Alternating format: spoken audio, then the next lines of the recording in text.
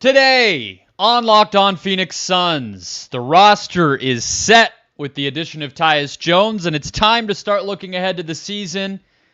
What five-man units, what lineups are we most excited to see and most interested to learn more about for this year's Phoenix Suns team? We'll dive into tons and tons of options. Let's go.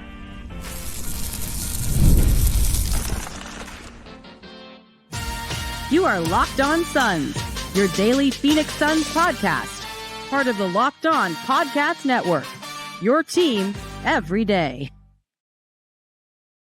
And we're back. This is Locked On Phoenix Suns, part of the Locked On Podcast Network, your team every day. I'm Brendon Kleen, your host and a credentialed media member covering the Suns for the past 7 seasons. Welcome in. Thank you for making Locked On Suns your first listen to kick off your week. Happy Monday. If you have not before, hit follow or subscribe on whatever podcast platform you're finding us. We're free and available everywhere, including YouTube. Hit that button. Get a new episode in your feed Monday, Wednesday, and Friday through the month of August. Back to daily in September and throughout the regular season in the not-too-distant future. All you got to do is hit that button, become an everydayer, get locked onto the Phoenix Suns all the time here with Locked On Suns. Joining us as he does every single Monday is Brendon Dueñas. He is a writer over at Bright Side of the Sun, and we're going to go through his best, most interesting lineups article at Brightside on today's show, bounce around on some of the ones we're looking forward to the most, as well as chemistry, size, some of the domino effects, the other lingering questions that we're going to have once this thing comes together in the fall. Today's episode, guys, is brought to you by Gametime. Download the Gametime app, create an account, and use the code LOCKEDONNBA for $20 off your first purchase. Terms apply. All right, Brandon, kick us off here. What is the lineup? We'll go into some of the questions, like I said, but just give me your favorite, the lineup you are most excited about from this Suns team as you look at it right now.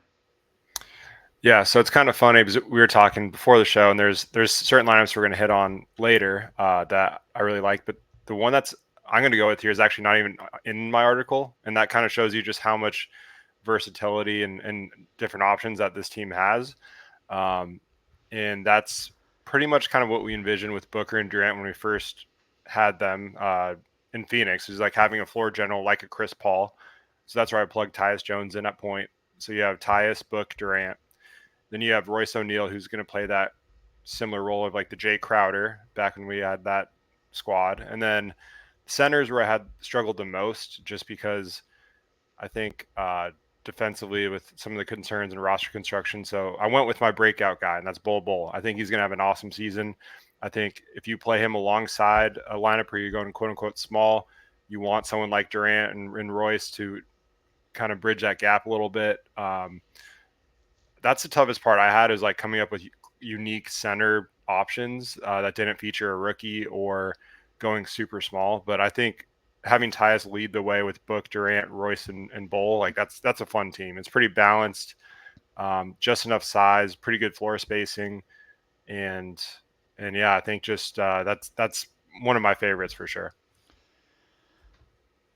I was not far off, and I think I've said it on the show before. My favorite, the lineup I think could be the all-around best, given what the roster is right now, and I've said a million times throughout the summer, even after the Tyus Jones thing, I don't think this roster will be the same one that we're talking about come the playoffs, but cross that bridge when we come to it. My favorite one now is Booker, Beal, O'Neal, Durant, and Bol. I think that is checks the most boxes of anything you would want to have on the court in the NBA right now, which is size as much as you possibly can, scoring, shooting, spacing, the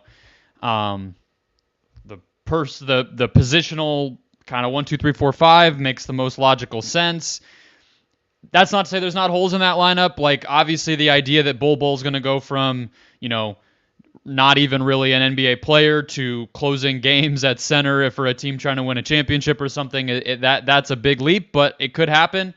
And I tend to agree. It's kind of crazy that none of those 5 people, I mean, Tyus is in yours, in mine, none of them are the new additions to this team, and Grayson's not in it. So it's like, a little bit of it kind of shows how creative this whole thing is going to have to be, and that's part of why I wanted to do this episode, is like, the best lineups, the most intriguing lineups might not have the best overall players, but then the lineups with the best overall players might end up actually playing the most, and it's part of what I think is going to be so fun about this. But yeah, I guess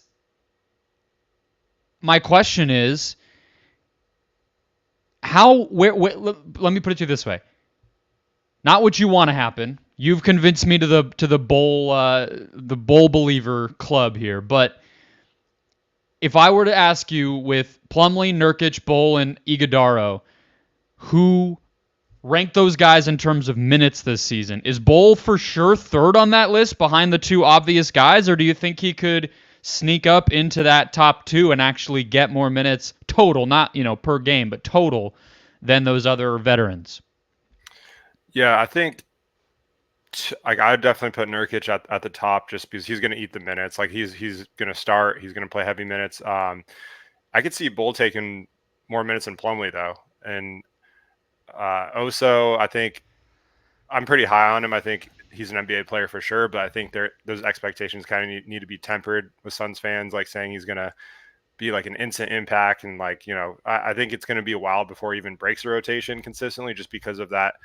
Having like they brought in Plumlee to play, right? Like that. I mean, they have and these they don't need it, right? Right? Like, I mean, what do they really gain from forcing it with those so early?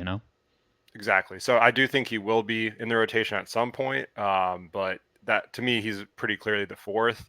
I think where it gets interesting is between Bol and Plumlee, and how much they're willing to like go small and get a little creative, and like that's where I think you could even like.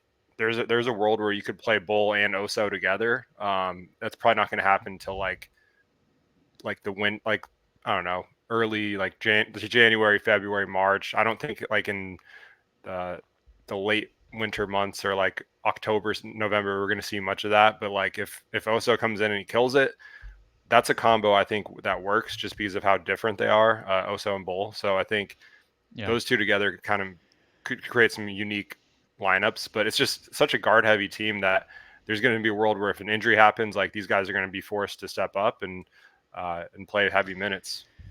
Well, and that's exactly why I said that the lineups that might pop statistically or that kind of check all of the most boxes, they might not play a lot, and they might not be able to play a lot because they just have to give minutes to these guards, so I don't know. And just to jump on the center thing and give my 2 cents on it, I think that Nurkic will be the clear number one. I think Plumlee will be second. I just don't. I'm factoring no Oso impact this year. I mean, I was just listening to Daryl Morey on the Rights to Ricky Sanchez podcast that covers the Sixers because they get him once a year, and that's a rare thing to have a GM like super candid like that. I always just try to listen, and Daryl Morey has been on the record. They've needed a backup for Embiid for years, and whether it was Paul Reed or now they have the guy from UCLA, Adem Bona, who they picked in the second round, and he has said all for years, young bigs you cannot count on. Not that they're bad, not that doesn't mean they're going to become good players, but you can't expect on a winning team a young center to anchor a defense and rebound and stay out of foul trouble and do all the things that they really need to do to be positive impacts on the court. So I just, especially given that Oso physically might need some time to adjust, I just don't think it's going to happen much for him this year, and I don't think they need it to.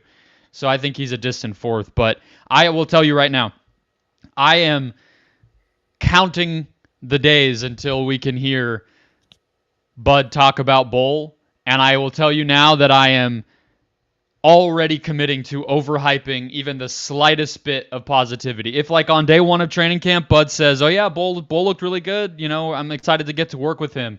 The propaganda and the campaigning is going to begin instantly because that's all I'm going to need. And I think if Bol can have a big season, this team will be in a much different place. Yeah. For me, it's already started. I don't even need that from him for the propaganda, so I'm already there. But no, I agree though. I think he's the one that like unlocks, I think, the highest ceiling for this team if he can really figure it out and take a leap just because of what he can do and like what Bud likes to do offensively. So I think if you get a confident Bol and especially the chemistry thing, right? Like if it feels like he finally has like a home, I feel like that's kind of been a challenge early in his career. He's been such a young player. Now he has like that structure of like these veterans that are in his ear constantly. Durant's a huge fan of him. So I think getting to play with the same guys 2 years in a row and really at a point of his career where he feels like he's ready to play, I think that's the biggest difference and why I think he could make and I'm not going to sit here and say he's going to be like it's like a star leap or anything, but it's going to be a point where I think he could be a very high impact role player that does unique things that the Suns need at with his size and ability to space the floor. So, and put the ball on the deck sometimes and just make you go like, did he really just do that? Like, because there's stretches last season where if you didn't know anything about the NBA and you're just like, just thrown into like that specific game and watching the Suns and saw what Bol was doing, you'd be like, this guy's a superstar. So like he has those flashes where you're just like, is he really doing this? And now it's about, can he do it consistently? And within the flow of the offense, I think his decision making was a lot better last year too. So definitely some progress. Obviously, he wasn't really even a factor like late in games and closing out games too often. So there's a lot of work to be done there for sure. But I think this could be the season where we see that. Yeah, and he wasn't even a factor at all, period, early in the season, which I think, like you said, will be the biggest difference this year. Is he'll head into camp and everything feeling himself like he doesn't have to prove as much. He's just building on last season rather than having to come in and do more than he's used to and try to show off and whatever it takes to get in the rotation. If Bud feels the same way and the players trust him, that's kind of the most important starting point, and then you could see even more growth in season rather than every year of his career it's been, can I even get minutes? What's going on? Whatever. He was in both of our lineups, I think, for a very specific reason, which is that it is the best combination of size and versatility if he's in there. But that's not always going to be an option. The Suns are going to be making choices between big versus small, spaced versus defense. How will they navigate that? We'll talk through it next.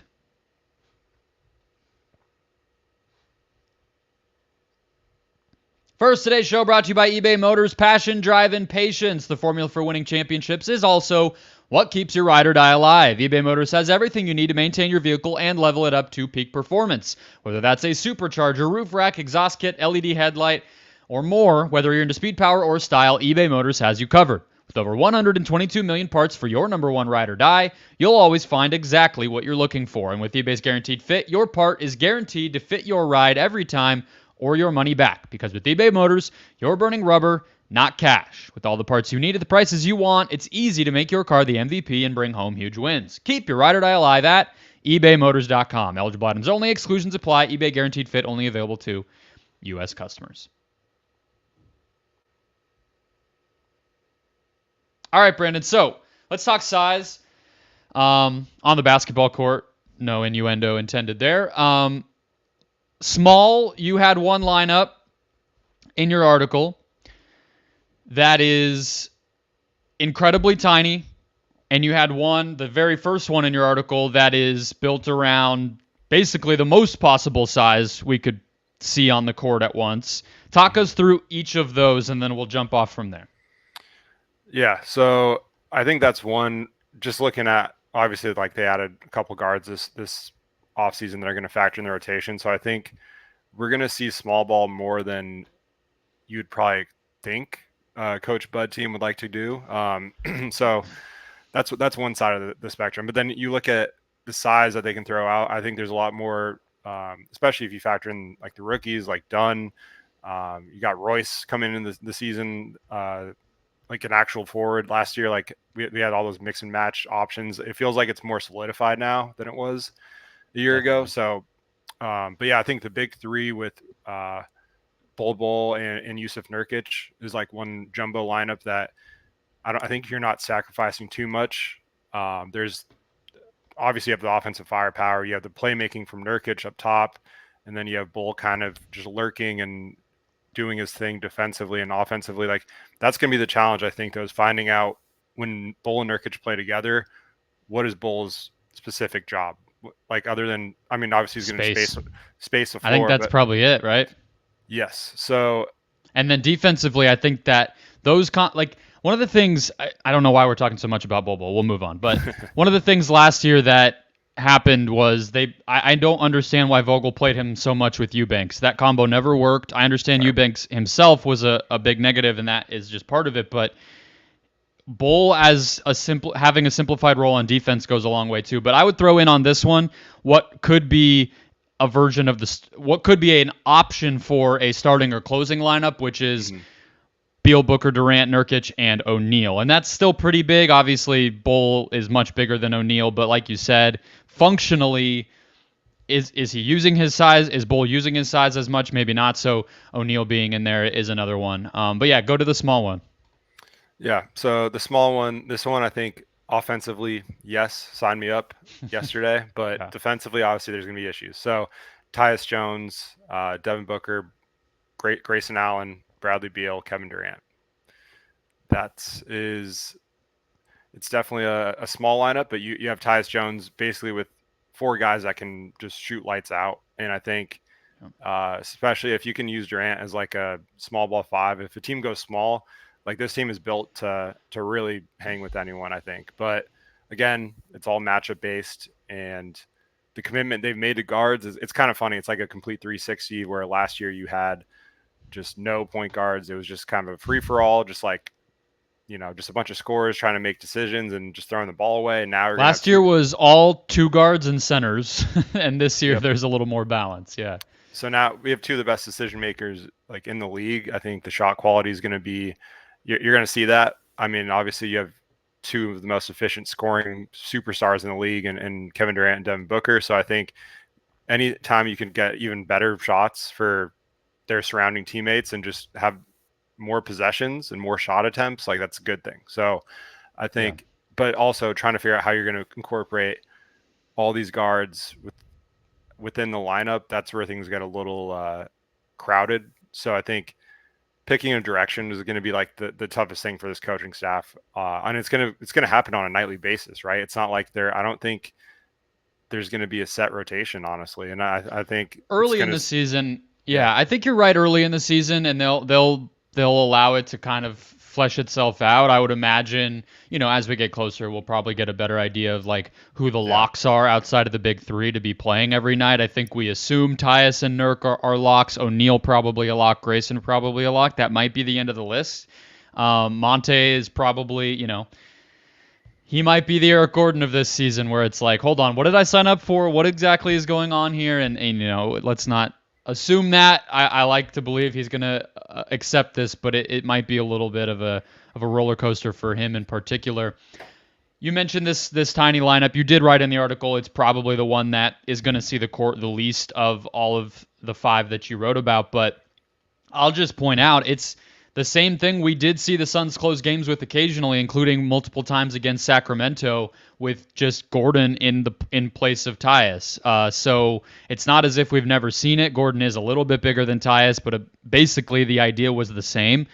Put as much offense and scoring out there, switch everything, and just try to, score at a like 130 offensive rating and just blitz teams with your firepower. And I don't think it's impossible that we see some of that this year if they're in those desperation situations. It is one way to take advantage of all of the offensive talent that you have, and you would kind of be silly not to explore it. You mentioned the coaching staff, though, and you mentioned Bud and the size that he likes to play with. To me, I'm not even sure I quite ascribe to that. Like, I feel like you kind of have to throw out all of the analysis about the lineup types that he used in Milwaukee, because he had maybe the most versatile cheat code of a defensive player ever in Giannis, right? Like, a lineup could theoretically be small in Milwaukee, but it wasn't small because Giannis is maybe the best rim protector in the league on the weak side when he wants to be. He can switch 1 through 5. He can rebound, so it doesn't even really count. But besides that, like, we did see Bud. He had bigger wings for the most part a lot of the time between Connaughton and Middleton and whatever else, but he did play 5-out, tinier lineups without, traditional 1, 2, 3, 4, 5 sized players. more in with the Bucks than he did with the Hawks. So I wouldn't be surprised if we do see him do that. And then even when the roster got a little more crunched as time went on, he wasn't afraid to have, Javon Carter out there with a smaller lineup and just sort of do the best he could and basically try to put the 5 best players out there as possible, even if the size wasn't perfect. So I think he will do that, and I think we could see some lineups that are on the smaller side if it means, hey, we're going to just score a bunch with this group, and I'm fine with that. Let's see what it can do. Yeah, for sure. And I think each stop, like in Atlanta and then Milwaukee, like those rosters were very different, and I think it's easy to like lump it in and just be like, this is what he does, but sometimes that's just the roster you have, and that's a perfect example. So I think we'll need to get the best guys that at the point of their career, like entering Milwaukee or wherever it was, like reclamation projects or just rejuvenating careers. Like he's really good at that. So I think like you look at Brook Lopez, Bobby Portis, Connaughton, like these are guys that at the time they were not really highly coveted like at all, or like trending down and just kind of throw-ins or just afterthoughts or whatever. Like Brooks he's been a solid NBA player for a while, but I think he kind of revolutionized his game a little bit. And that's why I'm excited to see with guys like Nurkic, with Bol, even developing younger guys like a Bol Bol and these rookies as well, just the creative ways, and Morris for like the reclamation project angle. Like there's a lot of stuff I'm excited to see. I think he does a good job of putting his personnel in a good position to succeed. So I think that's the biggest thing, is like it's going to take some time and some experimenting. And we said the same thing about Vogel last year, but I think he has a better roster to do that with. So it's gonna be interesting to see what he does personnel wise. Like that's really what it comes down to. If you could find the right 5 and make it click, that's the most important thing. Yeah, we'll get to chemistry next. I do just always think it's funny. Like you almost always feel that way, where it's like the coach leaves and then the next coach, inevitably when you have a whole offseason to fix what went wrong, it always ends up feeling like the new coach has a better situation to succeed than the last one, and then you're like, well, hold on. Not that I think Vogel necessarily should have stuck around or anything, but I'm sure Frank Vogel's sitting at home like, well, I could have made it work with that. You know what I mean? Like, come on, guys. Like, you gave me Nasir Little as my starter. Sorry I didn't cut it, but now Bud has like 6 better options than that. Of course, it's going to look better, but, it is what it is. Guys make millions of dollars, so I think that makes it all okay. Let's talk about chemistry, though. How important will it be?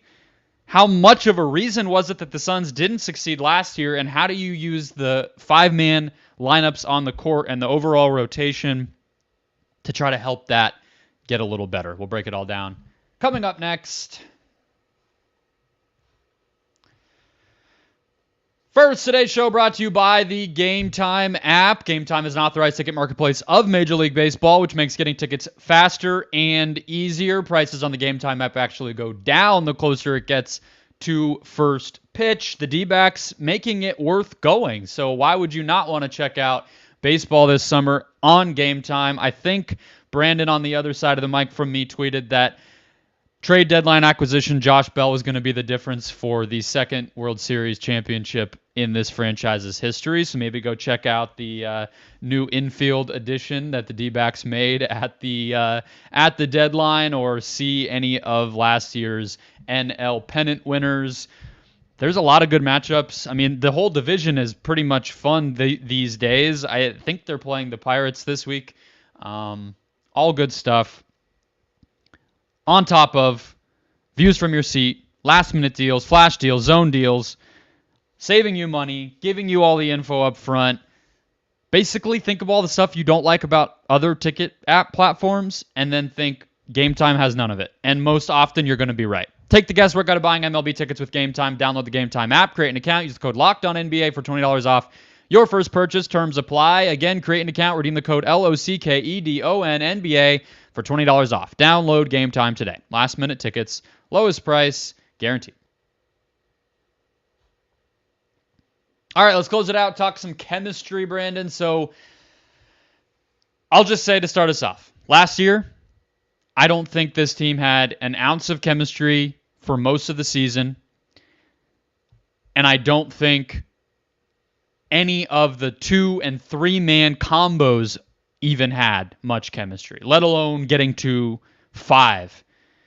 The closest I think you would say was the starting lineup we saw most of the season, which is why I think Grayson Allen continued to start even if he wasn't perfect, which obviously was the big 3, him and Nurk. That's the closest. But I'm not even sure that 5-man unit's going to play a lot together based on how the roster looks right now. So take us through the full bench mob group that you laid out in your article. And how much do you think we're even going to see that? Let's start there.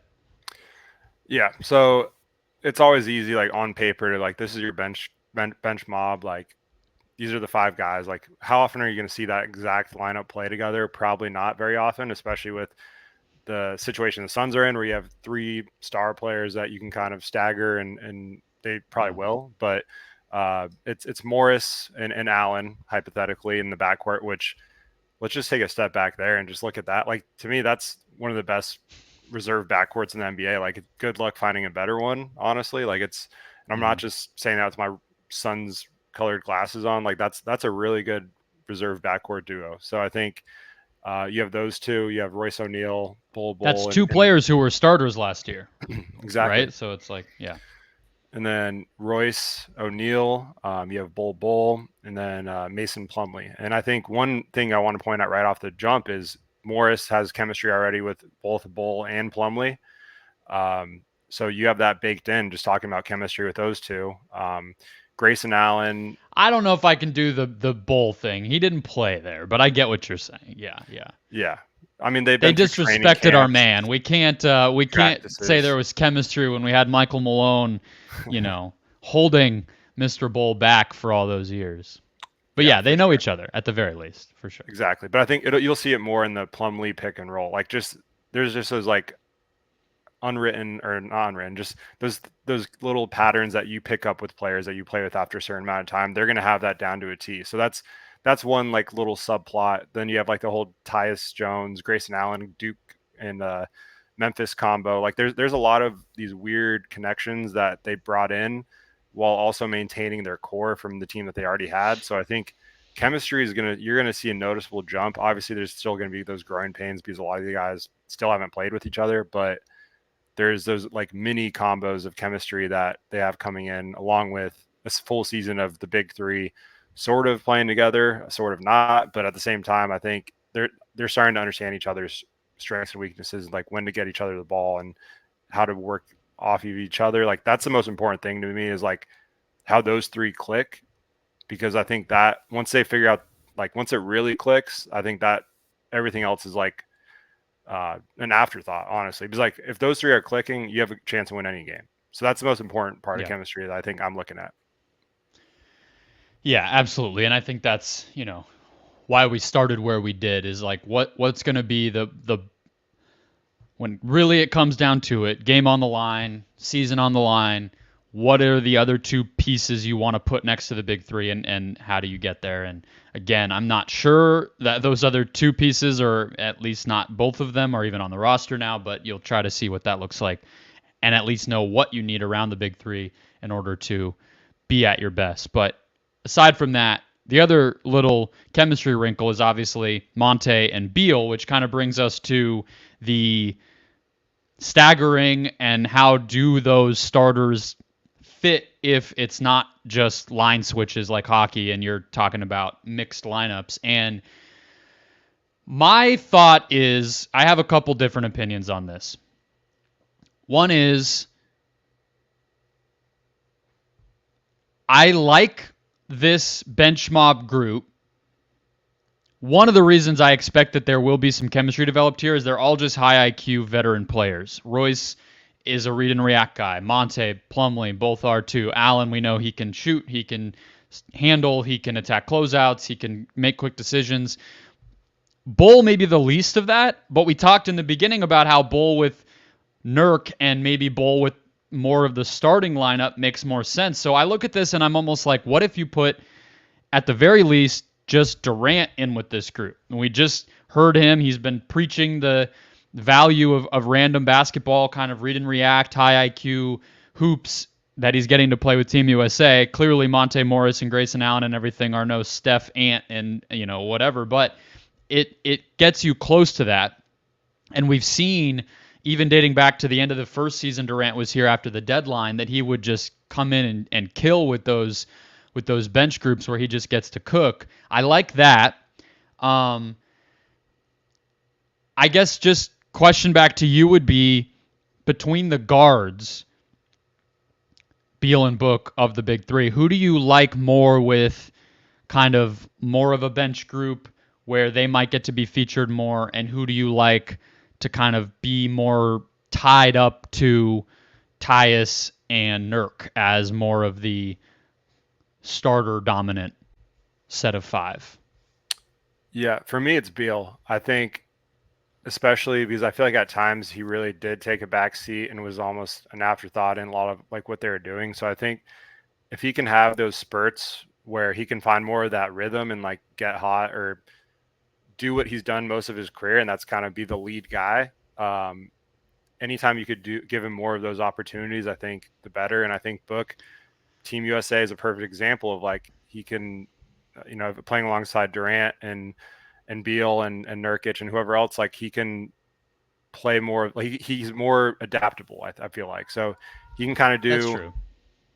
You can do a little bit of both. So I think Beal. It's more about Beal than it is Booker though, because I think he'd be fine in any lineup. Book, but with Beal, I think getting him that rhythm and that confidence where he has a couple stretches throughout the game where he's the guy, and then when he's playing alongside Booker and Durant and he's getting those wide open looks, he already has that rhythm established heading into it, instead of just kind of that more stagnant role that we saw from him at times last season.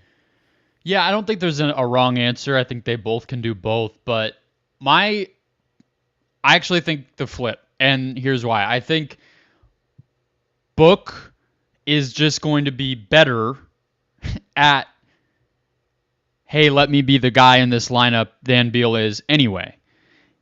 And I think the more you can get Beal used to what his role is going to be, the better. Which to me is like, if he's going to be more of an off-ball scorer at the best version of this team, then I want to keep him comfortable. And he can still be the finisher in almost every lineup that he's in. He's going to have opportunities to finish plays as a scorer, as a shooter, as a cutter, as a transition guy, whatever. But I kind of do like saying Beal, kind of again in the name of chemistry a little bit, or just, learning the habits and building off of each other, is like, let me try to keep the Tyus, Beal, Nurk trio together a lot, as much as I can. And see how those three can play off of each other. Keep Beal, when he's on the court, doing the same thing most often. And everybody, really, it kind of falls into line where, well, when Beal's on the court with the best guys, he's going to be off ball. So I can't think of an awesome reason to have him be doing more in some lineups outside of just keeping him happy, which I don't want to understate. That matters. We're all talking about human beings here, but Book, KD, those guys are just better at that. So why not have them do that for 48 minutes, have Beal do what he's going to do for 48 minutes, and keep some of the consistency no matter what the other two people out there are or whoever else might be on the court. That would be kind of my thinking, but yeah, I mean, also there's going to be injuries with all of this. There's going to be hot and cold streaks from some of the role players, and maybe they're in and then out of the rotation and rest. And it's all, like you said at the beginning, it's not going to be straight. Here's the starters. Here's the bench. Only 10 guys play. They play exactly this amount of minutes, even though that's kind of how we talk about it. So we'll see. Yeah. But that would be kind of my thinking as far as the staggering goes. But all right, we got to go. That will wrap us up. 5 lineups we talked through, really more. Lots of rotation options, big, small, random, structured. How does Bud factor in? Tons and tons of questions. We're all excited to find out as the season comes closer. Hit follow or subscribe if you haven't already. Read Brandon and the folks over at Bright Side of the Sun, and we will catch you guys on Wednesday.